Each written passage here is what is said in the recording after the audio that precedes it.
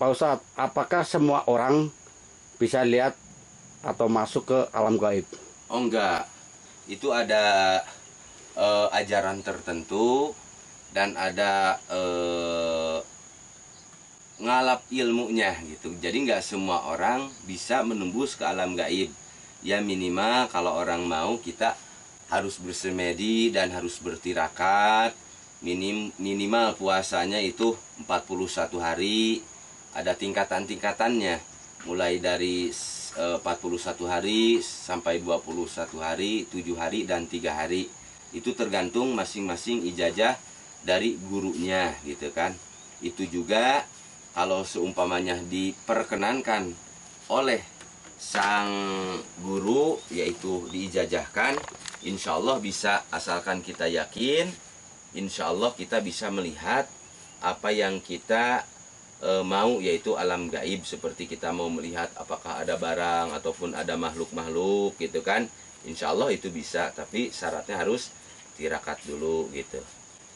Ada doa atau wirid tertentu yang harus dibaca itu? Oh ada doa dan ada yang wirid yang harus dibaca, mengamalkannya sesudah sembahyang yang 5 waktu itu tetap harus diwiridkan selama kita berpuasa ataupun bertirakat. Nah itu untuk bisa melihat alam gaib gitu. Apa namanya Ustadz? Ini namanya Nama kitab atau ayat atau yang untuk masuk? nama kitabnya itu di Syamsul Ma'arif. Nama kitabnya Syamsul Ma'arif, dan ada petunjuk yaitu untuk melihat alam gaib, bab goib gitu kan. Nah gitu, seperti bab mahabbah itu untuk asihan ataupun bisa dibilang kalau orang Jawa pelet gitu kan.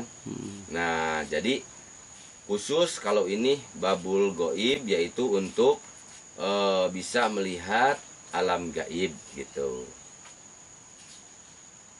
Berbentuk wirid dan harus dibaca doanya juga gitu kan. Nah ini supaya bisa melihat barang gaib. Nah pertama mulainya kira-kira jam 10 ataupun jam 12 malam melaksanakan sembahyang hajat. Setelah itu dibaca, diamalkan membaca ya wahabu 1000 kali. Nah setelah itu barulah kita berhadiah kepada Nabi Muhammad, kepada Nabi Sulaiman, dan kepada sahabat yang 4, Abu Bakar, Umar, Utsman, Siddiq, dan kepada Sayyidina Ali, dan kepada Tuan Syekh Abdul Qadir Jailani. Nah baru sesudah itu hadiah juga kepada Sohibul Kitab Syamsul Ma'arif, itu yang menciptakannya ataupun yang mengarangnya Syekh Ahmad bin Ali Al-Buni. Lalu sesudah itu hadiah juga kepada orang yang mengasih doa alam gaib itu. Nah sesudah itu barulah kita tirakat selama 40 hari ataupun ada yang seminggu paling kecilnya. Nah jadi insya Allah segala apa yang kita inginkan bisa melihat. Seumpamanya di sini ada makhluk ini, ada makhluk ini, insya Allah bisa kita melihat. Sebentar Ustadz, ya. Hadiah ini yang dimaksud hadiah bagaimana Ustadz? Hadiahnya seperti bacaan, seperti kita khususon ila hadaroti Tuan Syekh Abdul Qadir Jailani Al-Fatihah. Nah sampai walabdolin, nah itu disebut hadiah. Ya intinya mengisolkan lah gitu kan. Nah kemudian sekarang apa yang dibaca setelah melakukan semua, memberikan hadiah tadi, melakukan sembahyang aja dan tirakat, apa kemudian doa yang harus dibacakan? Yang dibaca yaitu ya latifu 16.000, dan sesudah itu dibacakan doa alla ya'lamu man khalaqa wa huwal latiful khabir. Itu 9 kali, terus tahan napas, terus dipejamkan dulu mata. Sesudah itu baru kita bisa melihat, insya Allah dengan kudrat iradat Allah. Kita seperti di sini ada bentuknya begini, ada orang begini, ataupun makhluk halus bisa kelihatan gitu kan. Baik sosok wanita ataupun sosok anak-anak ataupun sosok kakek-kakek, insya Allah dengan kehendak Allah itu bisa kita lihat sesudah kita mengamalkan, yaitu tirakat apa yang barusan Pak Ustadz bilang gitu. Nah, setelah kita kemudian bisa melihat itu, apakah kemudian kita bisa kembali, kemudian tidak lagi berada di alam gaib itu gimana caranya? Oh, itu ada.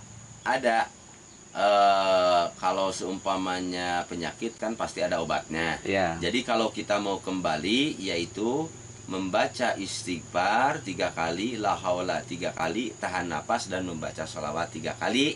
Lalu kita membaca sholawatnya sambil ditahan napas, insya Allah kita kembali lagi gitu, normal lagi. Ustadz kan dikenal bisa melihat hal yang goib tadi itu. Kalau sekarang di sekitar kita ini kira-kira ada apa, Ustadz? Sebenarnya ada yang melihat kita juga sekarang. Ada, jujur aja, di sebelah kiri saya ada sosok wanita, dan ada juga yang agak melotot, yaitu di kanan saya, di sebelah tengah ada orangnya tinggi, sangat berwibawa, ada kumis, waduh, masya Allah, sangat tajam lah. Itu auranya bukan main gitu, bisa dirasakan apa Pak Ustadz? Apakah mereka nggak marah, Ustadz, ketika kita misalkan bisa melihat mereka gitu? Nah, kita sebelum berziarah, kita sebelum datang juga Pak Ustadz, ya kita ada tata caranya. Pas waktu kita datang juga kita salam dulu, menghormati dulu. Jadi baca-baca dulu. Nah, kita tergantung itikad kita. Kalau itikad kita niatnya baik, ya beliau juga tidak marah. Karena kita untuk kebaikan, mau istilahnya dengan itikad yang tulus, yang ikhlas, semoga kita mendapatkan balasan dari Allah Subhanahu wa Ta'ala. Karena kita mengirimi Fatihah ke orang yang meninggal itu kan beliau juga mendoakan kita. Kalau amal putus, tapi kalau masalah doa mah tidak putus melihat kita gitu. Kalau untuk komunikasi bisa nggak? Seperti saya misalkan setelah melakukan ritual dan membaca ayat tadi itu, kemudian bertemu dengan makhluk dari alam gaib tadi itu, kemudian mengajak berkomunikasi, bisa nggak? Itu tergantung dia mau dan enggaknya gitu. Jadi enggak pas kita panggil langsung dia mau gitu. Ada syarat-syarat tertentu. Ada ya, seperti mau ziarah ke sini minimal ya badan kita harus bersih, minimal puasa dulu 1 hari, baca istighfar dan bawa wangian ke sini gitu kan. Nanti insya Allah kita bisa berkomunikasi gitu.